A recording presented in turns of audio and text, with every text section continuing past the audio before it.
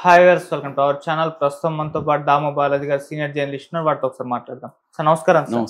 Sir deputy CM Pawan Kalyan గారికి బెదిరింపులు calls వచ్చాయి సార్. చంపేస్తామంటూ కూడా ఫోన్ కాల్ చేసి బెదిరించారని చెప్పేసి వార్తలు వైరల్ అవుతున్నాయి సార్. మరి ఎవరు ఈ బెదిరింపు కాల్స్ చేశారు, ఎక్కడి నుంచి వచ్చాయి? మరొక వార్త ఏంటంటే ఇది మొన్న బియ్యం స్మగ్లింగ్ జరిగింది కదా, దాన్ని పట్టుకున్నందుకే ఈ బెదిరింపులు వచ్చాయని చెప్పేసి కూడా అంటున్నారు సార్. మరి ఏం జరిగింది సార్? పవన్ కళ్యాణ్కి గతంలో కూడా బెదిరింపులు వచ్చాయి. చాలాసార్లు పవన్ కళ్యాణ్ కూడా చెప్పాడు, బ్లేడ్ బ్యాచ్ అటాక్ చేస్తుందని కూడా ఆయన చెప్పాడు.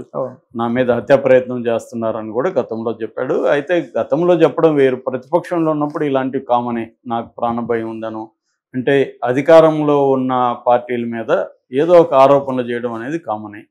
కాకపోతే ఇప్పుడు వాళ్ళే అధికారంలో ఉన్నారు, ఈయన సాక్షాత్తు డిప్యూటీ సీఎం. ఇప్పుడు ఆయన పేషీకి కాల్స్ 2 సార్లు కాల్స్ చేశారని చెప్తున్నారు. 2 కాల్స్ వచ్చి పవన్ కళ్యాణ్ మేము చంపేస్తాం బతకనీయమని ఒక బెదిరింపు కాల్స్లు చేశారు. అట్లాగే మెసేజ్లు కూడా వచ్చాయని చెప్తున్నారు. దాంతో ఒకసారిగా పేషీ అలర్ట్ అయింది. అలర్ట్ అయి పవన్ కళ్యాణ్ దృష్టికి తీసుకెళ్లారు. దాని తర్వాత హోంమంత్రి అనిత కూడా ఇంటర్వ్యూన్ అయింది. ఆమె డీజీపీతో మాట్లాడింది. ఇలాగా పవన్ కళ్యాణ్ పేషీకి కాల్స్ వచ్చాయంట కదా, వాళ్ళు ఎవరు, ఆ కాల్ని ట్రేస్ చేయండి అని చెప్పారు. ఆ కాల్ని ట్రేస్ చేస్తే అది లబ్బిపేట, అంటే విజయవాడలో లబ్బిపేటకు సంబంధించిన మల్లికార్జునరావు అనే వ్యక్తిది అని చెప్తున్నారు. దాంతో అతన్ని అదుపులోకి తీసుకొని ప్రశ్నిస్తున్నారు. అతను వెనక ఎవరైనా ఉన్నారా? ఎందుకంటే ఎవడో ఒక సామాన్యుడు పవన్ కళ్యాణ్ లాంటి డిప్యూటీ సీఎం పేషీకి ఫోన్ చేసి చంపేస్తామంటే అతను పిచ్చివాడన్నా ఉండాలి, లేకపోతే దాని వెనక ఏదో కుట్రన్నా ఉండాలి. ఎందుకంటే అందరికీ తెలుసు కదా, ఇవాళ కాల్స్ని ట్రేస్ చేయడం అనేది పెద్ద విషయం కాదు. నువ్వు ఫోన్ స్విచ్ ఆఫ్ చేసుకున్నా కూడా నేను పట్టుకోవడం అనేది ఇవాళ ఉన్న టెక్నాలజీ పెద్ద విషయం కాదు. సో అలాంటప్పుడు కాల్స్ చేస్తే మనల్ని తీసుకెళ్ళి వాయిస్తారు, జైల్లో పెడతారు. ఎందుకంటే ఇది లైఫ్ థ్రెట్ ఇవ్వడం కాబట్టి సీరియస్గా తీసుకుంటారు, బెయిల్ రాదు. సో ఇది అందరికి తెలీదా? ఎవరికైనా కామన్ సెన్స్ ఉండే ఎవరికైనా తెలుసు కదా. మరి ఇతను ఎవరు? ఇతను వెనక బియ్యం స్మగ్లింగ్ ఉందా? ఎందుకంటే గతంలో కూడా మనం కూడా టాపిక్ చెప్పుకున్నాము, పవన్ కళ్యాణ్కి భద్రత పెంచాలి, పవన్ కళ్యాణ్కి సెక్యూరిటీ ప్రాబ్లం ఉందనేది హోంశాఖ చెప్పింది అనేది అంటున్నారు. ఎందుకంటే పవన్ కళ్యాణ్ ఒకటి మహారాష్ట్రలో పోయి ఆయన మాట్లాడడం, ఆ సందర్భంగా ఆయన హిందువుల భద్రత మీద, పాకిస్తాన్లో కానీ బంగ్లాదేశ్లో కానీ హిందువుల భద్రత మీద ఆందోళన వ్యక్తం చేయడం, హిందువుల మీద అక్కడ జరుగుతున్న దాడుల్ని ఆయన గట్టిగా ఖండించడం, అట్లాగే లడ్డు విషయంలో కూడా సనాతన ధర్మాన్ని గురించి మాట్లాడడం.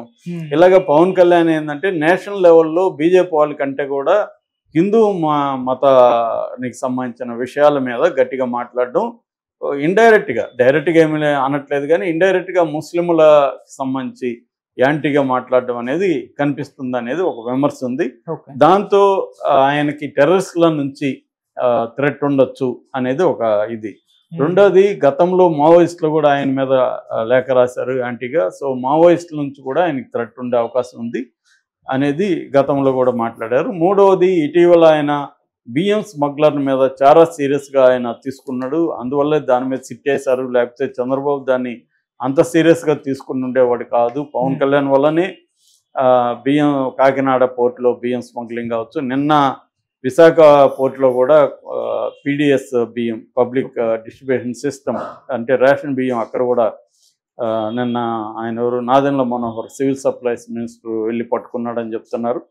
సో దీని వెనక ఇంటర్నేషనల్ స్మగ్లింగ్ ఉంది. ఎప్పుడైనా బియ్యం స్మగ్లింగ్, ఇలాంటి స్మగ్లింగ్ అనేది ఎవరో ఒక వ్యక్తి ఉండదు, దీని వెనక ఒక సిండికేట్ ఉంటుంది, ఒక ఇంటర్నేషనల్ మాఫియా ఉంటుంది. ఎందుకంటే ఇక్కడ షిప్ నుంచి సౌత్ ఆఫ్రికాకి, మలేషియాకి, బంగ్లాదేశ్కి, ఇలాగా అనేక దేశాలకు బియ్యం స్మగ్ల్ అవుతుంటుంది. కాబట్టి దీని వెనక ఒక ఇంటర్నేషనల్ మాఫియా ఉన్నప్పుడు వాళ్ళకి ఇబ్బంది పెడితే పవన్ కళ్యాణ్ మీద వాళ్ళకి కోపం ఉండే అవకాశం ఉంది. ఆ రకంగా వాళ్ళేమన్నా పవన్ కళ్యాణ్కి హాని తలపెట్టాలని ట్రై చేస్తున్నారనే యాంగిల్లో కూడా పోలీసులు ఎంక్వైరీ చేస్తున్నారు. ఈ నేపథ్యంలో పవన్ కళ్యాణ్కి సెక్యూరిటీ పెంచాలనే ప్రతిపాదన కూడా వచ్చింది. యాక్చువల్గా ఆయన ఇప్పుడు వై కేటగిరీలో సెక్యూరిటీ ఉందని చెప్తున్నారు. వై కేటగిరీ అంటే ఆల్రెడీ 22 మంది పోలీసులు ఉంటారు. ఆయనకి బుల్లెట్ ప్రూఫ్ వెహికల్ ఉంటుంది. సిఏపిఎఫ్ అంటారు. సిఏపిఎఫ్ అంటే సెంట్రల్ ఆర్మ్డ్ పోలీస్ ఫోర్స్ సంబంధించిన వాళ్ళు 4-5 మినిమం ఉంటారనమాట. సో ఈ స్థాయి సెక్యూరిటీ ఉంది. ఇది సరిపోకుండా జెడ్ కేటగిరీ ఏమన్నా ఇస్తారా అనేది కూడా ఇవాళ చర్చ జరుగుతుంది. ఎందుకంటే మనకి మొత్తంగా సెక్యూరిటీ 6 రకాలుగా ఉంటుంది. ఒకటేమో ఎస్పీజీ, స్పెషల్ ప్రొటెక్షన్ గ్రూప్ అంటారు. ఇది ప్రధానమంత్రి స్థాయి వాళ్ళకి ఉంటుంది, ఎస్పీజీ ఉంటుంది. రెండోది Z+, మన చంద్రబాబు నాయుడు లాంటి వాళ్ళకి Z+ ఉంది.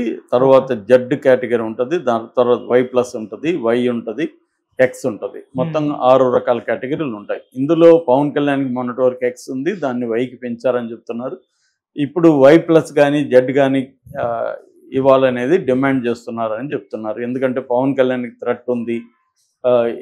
ఇటీవల ఈ కాల్స్ వచ్చిన నేపథ్యంలో ఈ సెక్యూరిటీ కూడా పెంచాల్సిన అవసరం ఉంది అనేది చెప్తున్నారు. ఎందుకంటే పవన్ కళ్యాణ్ని బీజేపీ నేషనల్ వైడ్గా కూడా వాడుకునే అవకాశం ఉంది. ముఖ్యంగా సౌత్ ఇండియాలో పవన్ కళ్యాణ్ ని బీజేపీ తన క్యాంపెయిన్ కోసం బలంగా వాడుకునే అవకాశం ఉంది. ఎందుకంటే మహారాష్ట్రలో మొన్న పవన్ కళ్యాణ్కి చాలా మంచి అప్పలాజ్ వచ్చింది, బ్రహ్మాండమైన స్పీచ్ ఇచ్చాడు. నేను కూడా దాని మీద చెప్పాను. ఒక సిస్టమేటిక్ స్పీచ్ అనేది ఆయన ఇచ్చాడు. అది కూడా మోడీ స్టైల్లో ఆయన అక్కడ స్పీచ్ ఇచ్చి సక్సెస్ అయ్యాడు.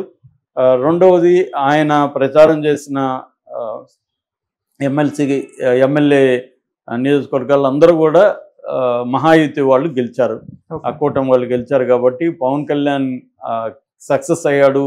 ఇలాగే మిగతా రాష్ట్రాల్లో కూడా పవన్ కళ్యాణ్ సేవలను ఉపయోగించుకోవాలి. నెక్స్ట్ బీహార్లో ఉంది, ఢిల్లీలో ఉంది. ఇక్కడంతా కూడా పవన్ కళ్యాణ్ అక్కడ తెలుగు వాళ్ళ పాపులేషన్ ఉన్న చోట, లేకపోతే ఆల్రెడీ పవన్ కళ్యాణ్ పట్ల కొంత క్రేజ్ ఉన్న చోట చేద్దాము. ఎందుకంటే ఇప్పుడు పుష్ప లాంటి బీహార్ లాంటి దాంట్లో హిట్ అయిందంటే సౌత్ ఇండియా హీరోల మీద వాళ్ళకి ఎంత క్రేజ్ ఉందో మనకు అర్థమవుతుంది. సో ఈ యాంగిల్లో పవన్ కళ్యాణ్ అక్కడ కూడా ఉపయోగించుకుందామని బీజేపీ ఉంది.